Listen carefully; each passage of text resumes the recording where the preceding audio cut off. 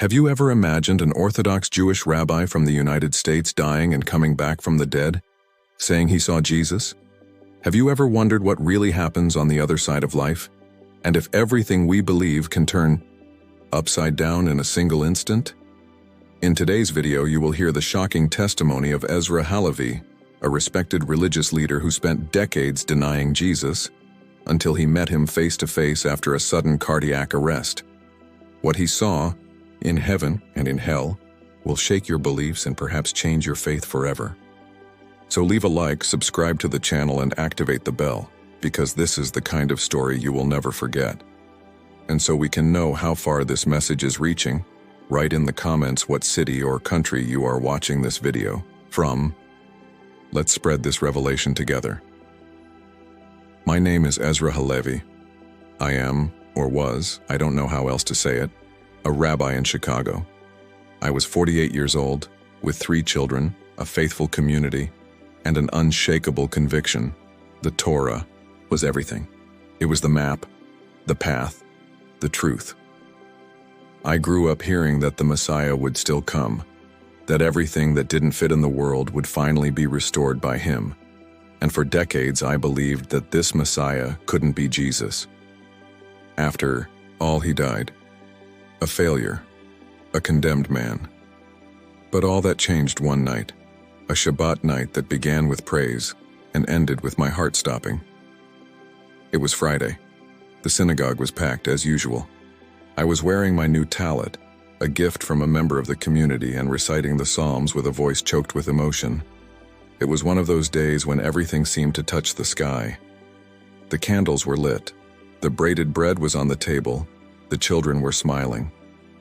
I spoke about the week's Parsha, about the sacrifice of Isaac, and I remember saying, "The Messiah will come when we are ready." Today I realize the cruel irony of that statement. During the final blessing, a dizziness hit me. I ignored it. I took a deep breath. I continued the speech. But then came the pain. It started as a squeeze, then a blow. Then, as if an invisible wall crushed my chest from the inside out, I fell to my knees. I remember the face of the synagogue cantor. He dropped his sitter and ran to me. Then voices, confusion, someone yelling for an ambulance, and finally, silence. That's where I died, at least for the world. But what came next?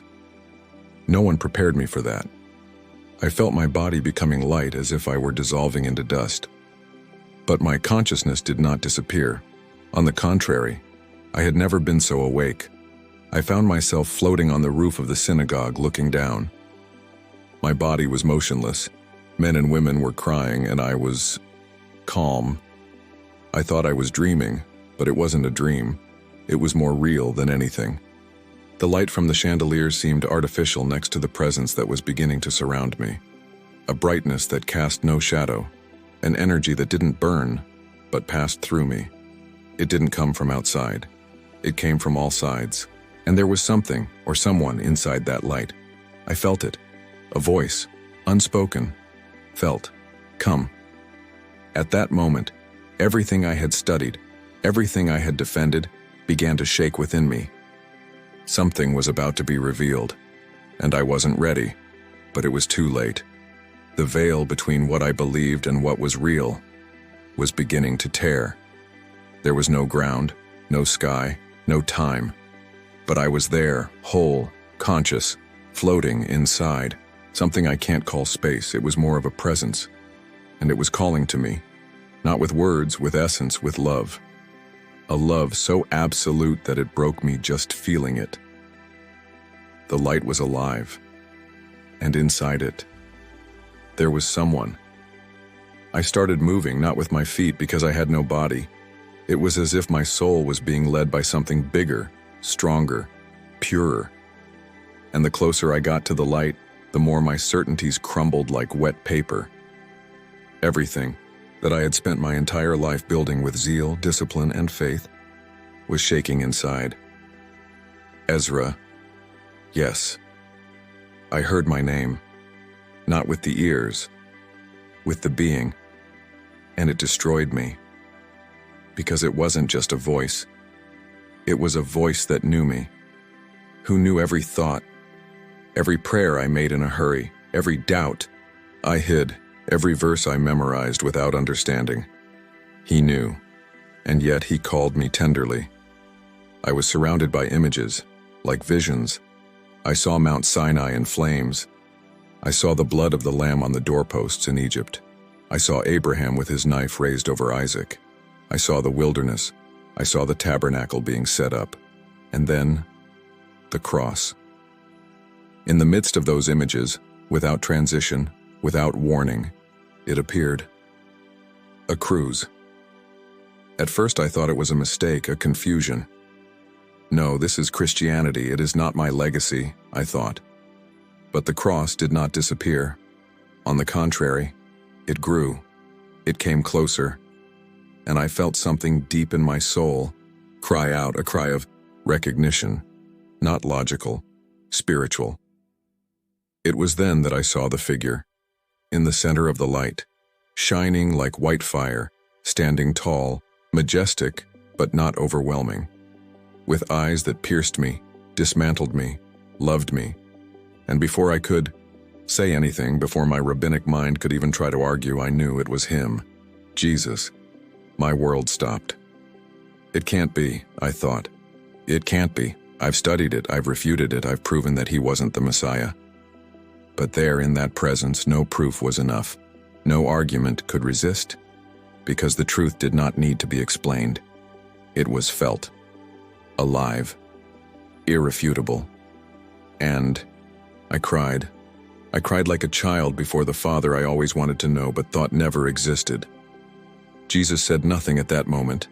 He just looked at me, and in his gaze there was everything: mercy, pain, joy, and love. A love that said, I've always been here, you just didn't see it. And that's when I understood. The Torah was not the end, it was the way, but the destination was always him. I fell, not on the ground. I fell inside, my knees buckled inside. My soul, as if everything I believed in buckled before that presence, before Jesus. My instinct was to resist. I wanted to recite the Shema Israel like a shield. I wanted to remember the laws, the words of Maimonides, the centuries of tradition. But none of that had any weight there, because in that place what counts is not what you know, it's what you and. Jesus came near, but there was no judgment. There was no condemnation. There was clarity, a clarity so absurd that it hurt more than any scream. And he spoke, not loudly, but truly. You sought God with sincerity, but the Torah you so honored was the shadow. I am the form. It pierced me like a sword. I didn't bleed, but everything inside me collapsed. I understood. The parties, the rituals, the sacrifices, they weren't destiny. They were signs, plates, types, echoes. And the center of it all was before me, alive, real, unquestionable. I saw the scenes unfold before my eyes like cinematic visions. Abraham's knife through Isaac, and then the Lamb of God ascending Golgotha.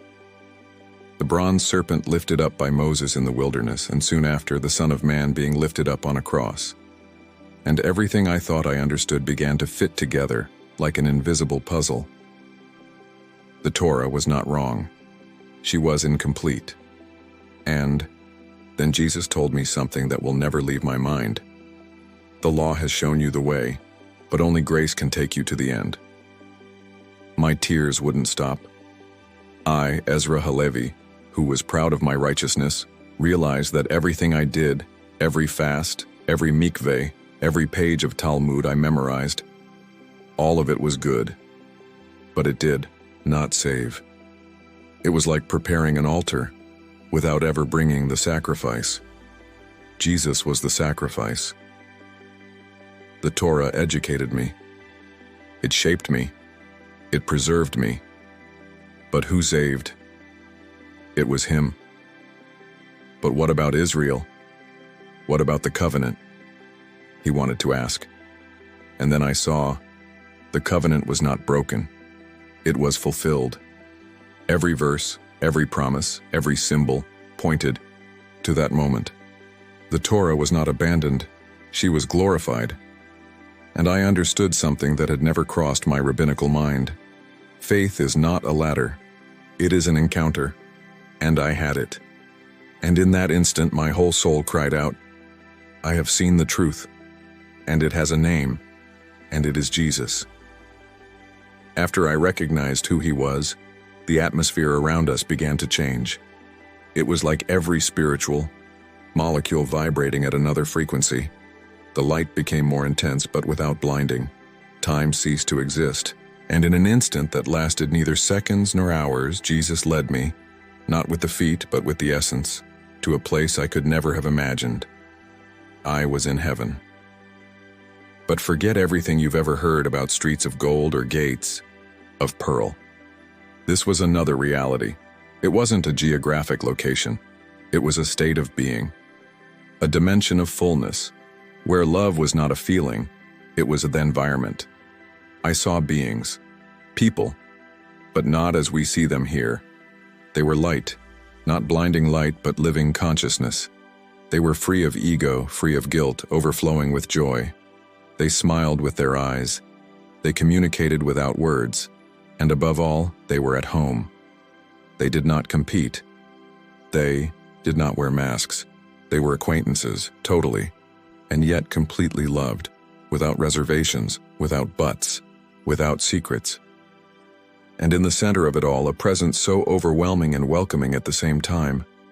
God, invisible, but absolutely present, like warm air on the face, like a sound without instruments that filled every particle of the being. The sky was God in fullness, and everything revolved around Jesus, not as a religious figure, but as the living expression of eternal love. There, I understood. Heaven is not a reward for the good. It is the fulfillment of the relationship with the Creator. There was no pride in having made it. There was gratitude, a gratitude that became wordless adoration. Jesus showed me with his gaze, just with his gaze, that this was the destiny that God always wanted for everyone, but only those who receive it enter. I saw souls who got there by a thread, people who failed a lot, who made mistakes, but who in the end, they said yes to the love of Christ, and there they were, washed, redeemed, whole. And in that moment, I understood something even more profound. Salvation is not earned, it is received, and that destroyed the last shred of my religious pride. I, who thought that my justice was my shield, understood that no one enters heaven standing up. Everyone enters on their knees. And what shocked me the most, and was what Jesus said, pointing to those who celebrated in the presence of God. They are here, not because they were perfect, but because they knew me, and accepted what was freely given. My heart tore. Their joy was what I had sought all my life. But only there, with him, was it real, complete. And I thought, if the world knew what this was, it would drop everything to achieve it. But not everyone chooses this, and that's when the sky began to move away, and the shadow began to grow. The light softened, but not like the sunset. It was as if the heat had left the room, as if the music of heaven had faded note by note until there was only absence. And then Jesus looked into my eyes with silent pain and took me forward. It wasn't heaven anymore. It was what exists when heaven is not chosen. The transition was almost imperceptible, but brutal. The love that had once enveloped me fell away, not completely, but like a distant whisper, and in its place came something dense. It wasn't physical darkness, it was absence of presence, as if the place breathed sadness, not just any sadness, eternal agony. I was not alone. I saw others there, human figures, or at least what was left of them. Some huddled together as if hiding from something invisible, others walking in circles, trapped in empty repetitions, and their faces, God, their faces had repentance in them. but not the kind that frees. It was a belated regret, a definitive one, like someone drowning with the map of the exit in their hands but refusing to open their eyes. They knew. They knew what they rejected. They knew who they rejected. And there I understood. Hell is not God punishing. It is man reaping the rewards.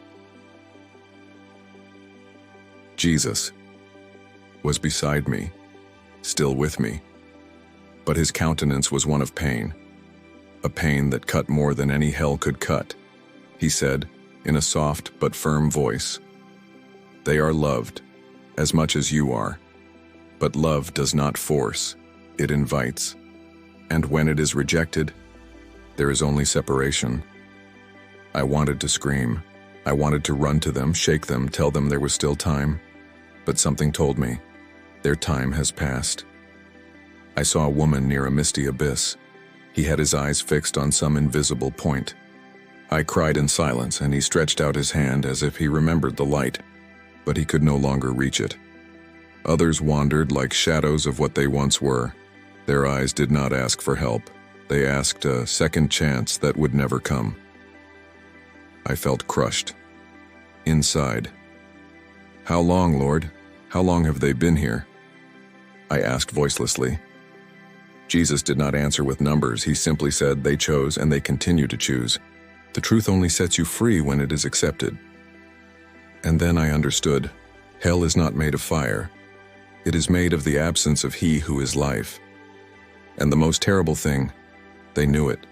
They weren't there out of ignorance. They were there out of refusal. They saw the light and said no. My knees gave way, and I cried, not for me, for them, and Jesus.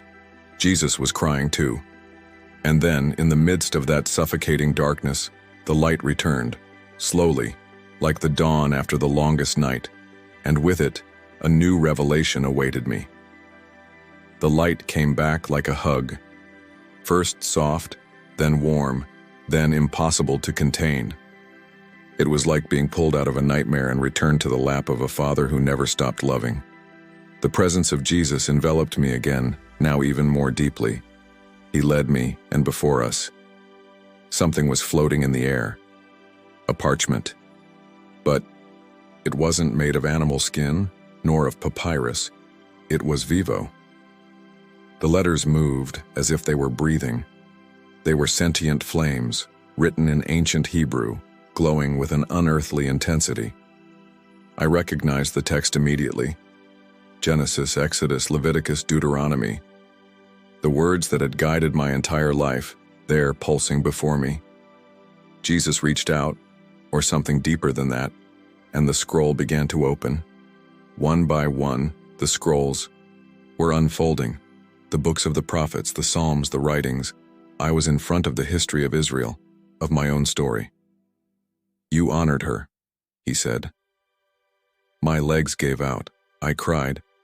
I cried because despite everything I had ignored about him, Jesus did not dishonor my journey. He valued it. "You lived for her," he continued, "and you were right to love her.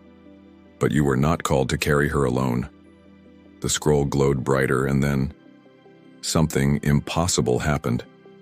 The passages began to connect, like threads of light crossing time. Genesis 22, Abraham, offering Isaac. Exodus 12, the blood on the thresholds. Numbers 21, the bronze serpent raised in the desert. Psalmo 22, they pierced my hands and my feet. Isaiah 53, the suffering servant crushed for our iniquities. Zechariah 12, they will look on me, the one they have pierced. Every verse I knew by heart. No had form, substance, a face. Everything pointed to him, all. And then Jesus spoke with an authority that shook my very being. I did not come to abolish the law or the prophets. I came to fulfill them. These words were like a silent earthquake in my soul, because there in the center of eternity I understood it was a promise to her. Jesus was the fulfillment. The Torah was my map. Jesus was the destination. And, for the first time, I saw the Alliance Asa road that led to the Messiah. The feasts, the sacrifices, the blood of the lambs, were living prophecies disguised as tradition. The Torah was true, but incomplete until then. My faith was not denied. It was expanded, and I understood. Israel's history was not replaced. It was glorified. And then Jesus came closer again. He looked into my eyes and said tenderly, "You loved the Word. Now you have known the living Word." I burst into tears, because everything I defended, taught, and carried with zeal, it was just the beginning. And now the Word himself stood before me. It was when Jesus said that, "You have known the living Word," that something inside me broke forever, and at the same time reborn. I couldn't look up. I, a man who led a community, taught Torah, was seen as a spiritual authority. Now I was kneeling before the one I denied for decades was the Messiah. But in that place, at that moment, there was no room for pride. And then Jesus came closer. The light around him seemed to breathe, pulsate with life, and when he spoke again, there was no more resistance in me, just reverence. "You have searched the Scriptures, but you do not know him of whom they testify." Those words pierced me, because I knew he was right. I had spent my life surrounded by sacred texts, by deep prayers, by heated debates about the coming of the Messiah. But the Messiah has always been there, hidden in plain sight. I saw scenes appearing around us like three-dimensional visions floating in the light. Me inside the yeshiva, debating with my fellow believers, rejecting the gospel with sophisticated arguments. Me preaching about the coming of the Messiah on Shabbat. Me teaching that the Messiah would come as a king, but never as a suffering servant. And there he was. The servant, the king, the lamb, the lion, all in one. Jesus didn't accuse me. He didn't say, "You did wrong." He just looked at me, with eyes that saw as far as I could not see myself. And I asked, with what was left of my soul, "How did I not see it? How did so many not see it?" And he answered something that still echoes within me today, because they expected to be able to. But I came with love. They were expecting a throne, but I came with a cross. That's when I understood. Jesus was not the end of Judaism. He was yours fullness. Every Passover, every Yom Kippur, every lamb slain, every veil in the temple, everything was a prophetic whisper pointing to him. And me? I had spent years hearing the echo but ignoring the voice. My mouth trembled. I wanted to ask for forgiveness. I wanted to explain, to justify. But he silenced me with a gesture of love and authority. "You were sincere. You sought the truth with zeal, and that is why I am here with you now." It was when I understood that his presence in front of me, it wasn't a condemnation. It was an answer. I had prayed countless times, "Lord, reveal your truth to your people," and he showed me. The truth was a person, Jesus. And in that moment I whispered, but not with my mouth, with my soul, "I was always waiting for you, and I didn't know it." I was still kneeling, filled with a mixture of awe and shock, when the light around us began to change. It didn't dim. On the contrary, gained depth, density, purpose. Something was about to happen. Jesus looked at me, not with expectation, but with something greater, mission. "Ezra," he said, and when my name left his mouth, it was as if my soul woke up from a 1,000-year sleep. "You were faithful." He loved God with all his mind, with all his strength, with all his soul. He honored the covenant. He stood for the truth. But now, he is being called to something greater. I shivered, because I understood. This was not just a revelation, it was a shipment.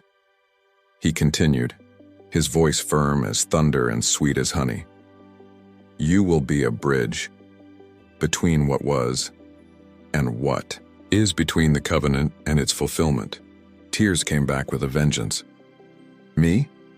An Orthodox rabbi who had spent his life refuting Christianity, would now be living witness that Jesus is the Messiah.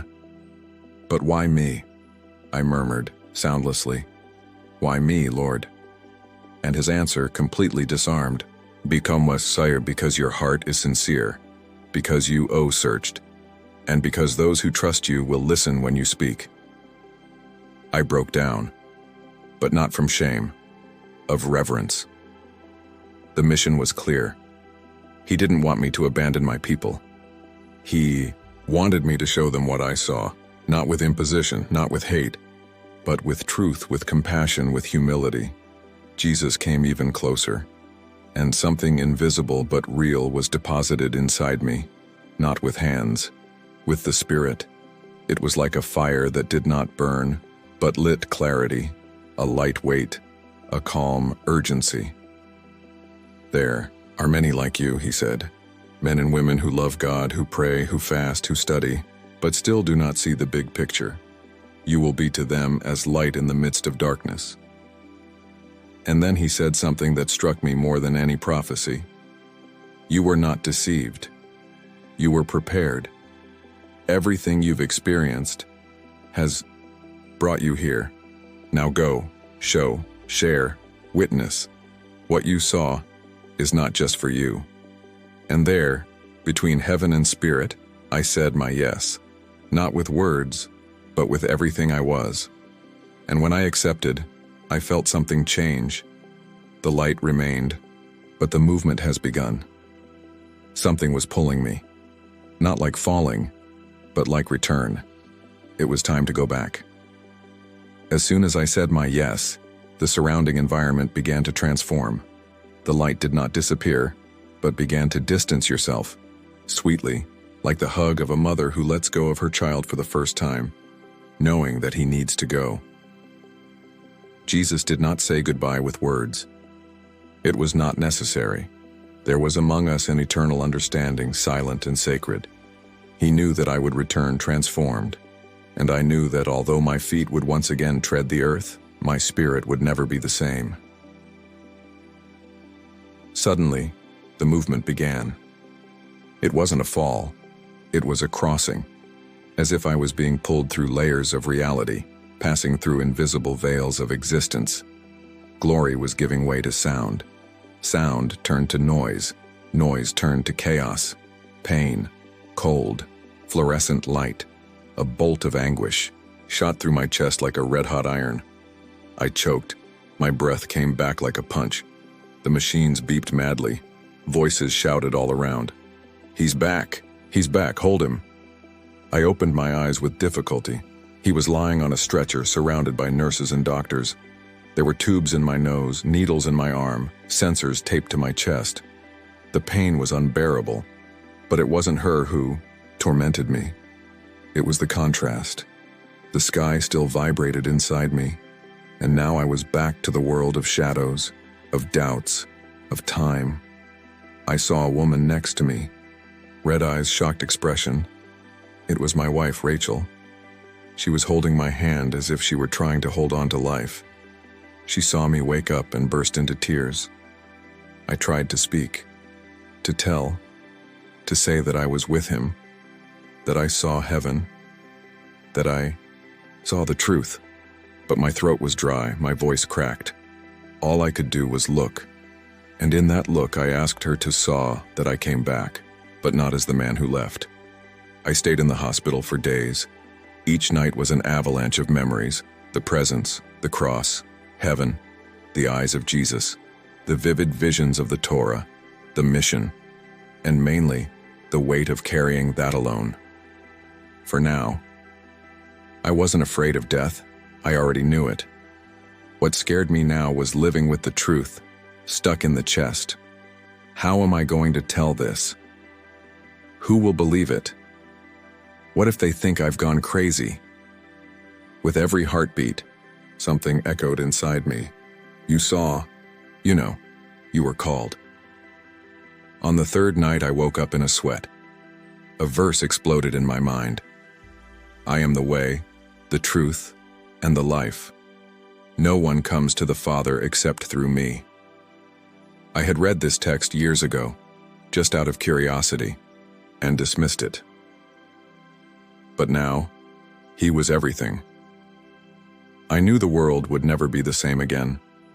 And even without knowing where to start, I understood that my life had been saved. Not just to continue, but to witness. Coming back was harder than leaving. My body came back, yes, my heartbeat, my breathing, my senses, but my soul, it was marked with something eternal, indelible, indescribable. Jesus. That name would not leave my mind nor my spirit. He was no longer a historical figure nor a theological divergence. He was real, alive, present. I saw him, I knew him, and he called me. In the days that followed, I could hardly sleep. Every time I closed my eyes, I saw the sky, or I heard the silent cries of those who refused the light. I also heard his voice. You will be a bridge. The hospital room, the white walls, the IV, the smell of disinfectant. Everything seemed too small to contain what was now burning inside me. I looked around and saw people walking. Hurriedly, doctors worried about exams, nurses caring for bodies, and I wanted to scream, there is something much bigger than this. There is someone waiting to be known. But I haven't spoken yet, not with words. My first sermon was a whisper. On the last morning before discharge, I borrowed a Bible from the hospital chaplain. She looked at me in surprise. A rabbi asking for a New Testament. I opened to John 1 and read silently. In the beginning was the Word, and the Word was with God, and the Word was God, and the Word became flesh and dwelt among us. At that moment I understood again. The Torah I loved so much had not been erased. She gained a face, body, blood, name. Jesus is the Word made flesh. I left the hospital with more scars than when I went in, on my chest, in my spirit, in my identity. But I left with a certainty that would sustain me until the end. I saw the truth, and the truth has eyes, and it knows ours. My life didn't go back to normal, nor could it. How can we teach without talking about him? How can we pray without remembering his gaze? How to live with your heart in two worlds? Maybe I'll lose everything. Maybe my community rejects me. Maybe my family will be scared. But if just one soul hears this story and feels something stir within them, so it was worth dying and coming back. And now when I close my eyes and pray it, I don't just recite verses. I call the name Jesus. And when I say that name, something responds deep down, as if every cell in my body said, now I know, where everything I ever believed was pointing. If you liked this beautiful spiritual testimony, leave a like, comment your impressions, subscribe to the channel, and don't forget to activate the notification bell to watch each new video and help us spread this message to a greater number of people. Until next time.